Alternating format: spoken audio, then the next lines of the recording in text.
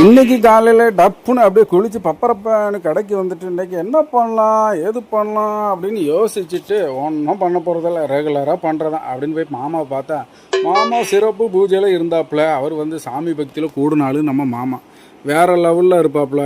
மற்ற நேரம் எப்படினாலும் பரவாயில்ல, சாமி விஷயத்தில் கரெக்டாக இருப்பாப்புல.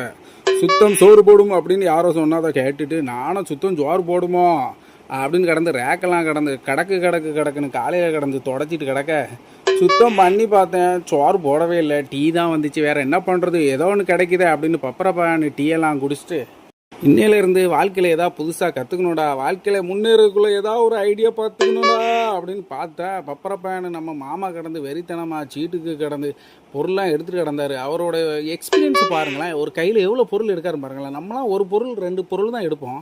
ஆனால் எங்கள் மாமா எப்படின்னா எக்ஸ்பீரியன்ஸ் அப்படியே கையில் காட்டுவாப்புல.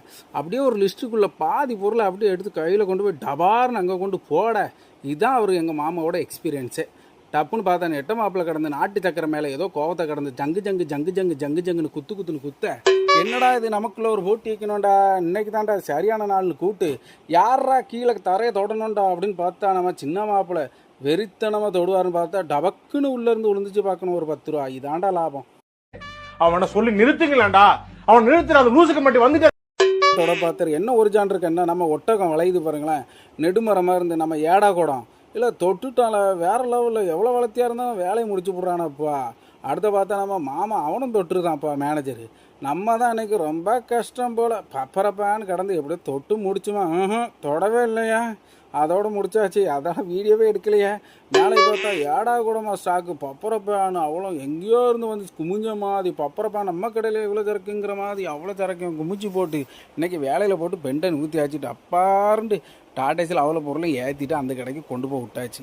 அவ்வளோதான், நமக்கு என்ன வேலை, பெண்டு நிமித்துட்டு வயிறு பசிக்குதுல சாப்பிட போயிட்டு வரலாம். மத்தியானம் மேலே இன்னொரு வீடியோ வரும், பார்த்து லைக் ஒருத்தர் போட்டு விடுங்க. Please subscribe my channel. என் வாழ்க்கையில் நடக்கிற டெய்லி வேலையை பற்றி தானே போட போகிறேன். ஓகே, லைக் போடுங்க.